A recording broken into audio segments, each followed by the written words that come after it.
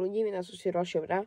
V tomhle videu si řekneme základní informace před koupí levného auta a problémy, které to může obnášet. A potom si řekneme moji osobní zkušenost. Takže určitě, pokud si chcete koupit auto, dejme tomu po 40 000, tak si o tom autu něco nastudujte, pokud máte vyhlídlý nějaký konkrétní typ. Tak si o tom autu určitě něco nastudujte si častý problémy toho auta, motory si nastudujte, který jsou dobrý a který jsou špatný, kde to rezne nejlíp a tyhle ty věci. A když se začnete už dívat na bazary a různé stránky, tak určitě bude pro vás těžký najít nějaký hezký kus po 40 000, protože například jedničkový fábky jsou jako fakt těžký najít hezký kus po 40 000, protože už to jsou dost často frontoví bojovníci s nájezdem 100 000 kilometrů a víc. A už prostě reznou tam, jak jsem říkal v minulém videu, ten spoj prahu s blatníkem a už začínají reznout i někde jinde, kde to moc nerezne, protože už to prostě mají najeto hrozně moc kilometrů, mají rozpáraný sedačky. Ale pokud by se vám podařilo najít nějaký hezký kus, který by byl jako v dobrý motorizaci, měl by dobrý motor a nebyl by zrezlý, nebo aspoň na fotkách, tak a vypadal by fakt pěkně, tak určitě se podívejte na historii toho auta a potom bych teprve se začal jako to zhánět to auto, pokud by se vám fakt líbilo. Protože někdy je problém, že kdybyste narazili nějaký pěkný kus, tak to můžete být v Praze a může to být například ve Frýdku Místku a to je prostě jako hrozně daleko a někdo si říká, že to není zbytečný pro to jezdit, ale pokud byste našli fakt jako hezky vypadající kus, tak byste tam asi neměli meškat, protože tyhle ty kusy jdou hrozně na dračku, pokud je tam nějaký fakt pěkný. A teď bychom se mohli říct tu moji osobní zkušenost.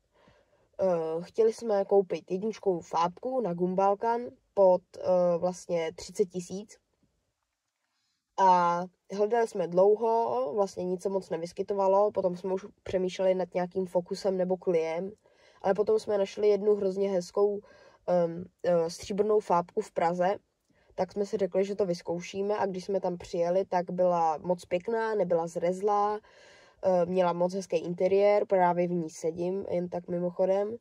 A řekli jsme si, že ji teda asi koupíme, ale nejdřív můj táta se předtím ještě v tom projel. A zjistili jsme, že vlastně, ono to bylo i v té inzerci, ale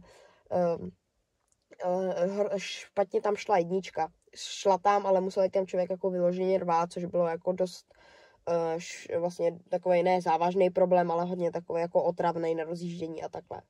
Tak když jsme to teda koupili, přivezli jsme to domů, vyřešili jsme všechny papíry, značky, tak vlastně jsme pomalu začali objevovat ty problémy toho auta. Nebylo jich moc, ta fábka byla jako ve vážně hezkým stavu, měla na je to jenom nějakých 122 000, 123 000, což je na 20 let starý auto, samozřejmě jako je to hodně, ale na 20 let starý auto to ještě docela ujde. A jak jsem říkal, pomalu jsme začali objevovat ty problémy toho auta, takže když jsme vyřešili tu jedničku, jak tam nešla dát, což naštěstí nebyl problém v převodovce, ale byl tam jenom nějaký komponent, už se nespomenu na název, ale nebylo to jako nic vážného, prostě jsme zajeli do opravny a za 1 nebo za 2 dny to měli opravený a nebylo to ani zas až tak drahý. Potom jsme museli vyřešit stropnici, která byla ne ještě tak svěšená, ale prostě už byla docela dost, nebo jako na ty poměry ještě nebyla tak hrozná, ale už to bylo docela otravný, protože hrozně tako snižovalo to tu krásu toho auta, protože když člověk vidí hezký auto a chce se podívat jako dovnitř nebo jako jenom tak nakouknout a vidí svěšenou stropnici, tak je to takovej jako známka, že se o to ten majitel moc asi nestará. Když jsme ji teda vyřešili, koupili jsme novou z Polska, tak teď tady je krásně sedí a je přilepená dodnes. V interiéru už jsme vlastně nic moc dělat nemuseli, jenom jsme ho vyleštili, vyčistili a dali jsme nový rádio, koupili jsme originální škodovácký rádio, protože tady bylo takový to 90kový klasický GVC rádio, který nehrálo špatně, ale bylo prostě stříbrný a bylo trochu menší, než by tam mělo být a bylo to tady jako pěst na oko. tak jsme s docela velkým problémem jsme teda vyměnili, dali jsme tam to původní, protože to původní rádio nám tam nešlo moc dát a chvíli nehrálo, chvíli hrálo, ale teď už hraje úplně perfektně, což je super.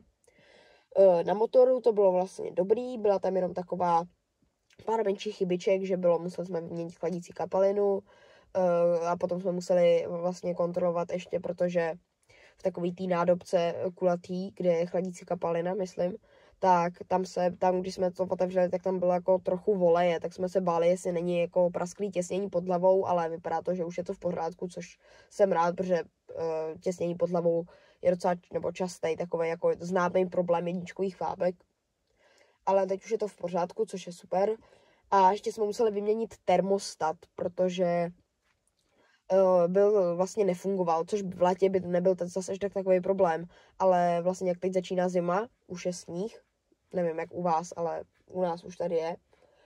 A tak jsme ho teda vyměnili, protože už tam ta pružinka, která je vevnitř, tak byla úplně zkroucená a to byl ten důvod, proč to nefungovalo, tak jsme ho vyměnili. Začalo to prostě krásně, to zahřálo hned, tak to nastartovalo. A to bylo asi tak všechno, co jsme na té fábce museli měnit. Ještě jsme museli vyměnit gumy, protože když jsme to koupili, tak tam byly nějaký levný čínský gumy. A bylo docela vtipný, protože to hrozně pískalo, když jsme jezdili, to najel do takový mírný zatáčka a už to pískalo, jako kdyby tam člověk chtěl driftovat třeba z BMW. Takže to bylo docela vtipný. Když jsme to vezli z té Prahy, tak se na nás docela koukali, takže jsme si to docela užili, tu jízdu. A byla výhoda té fábky, jak už jsem říkala, že měla fakt zachovalý interiér, tady, nebo kromě té stropnice, tak ty schedačky vážně nejsou rozsazalý. A to myslím, že by mohlo být tak všechno. Má teda zrezlivý fuk ta fábka, to budeme ještě řešit, ale to ještě není zase takový problém a už je to tam docela dost zrezlý. Já myslím, že tohle by pro to video stačilo. Pokud byste měli nějaký další nápad na tuhleto tématiku okolo levných aut, tak mi můžete napsat do komentáře. Pokud se vám video líbilo, tak dejte like a pokud se vám video nelíbilo, tak dejte palec dolů. Já myslím, že bych se s váma mohl rozloučit, takže čau.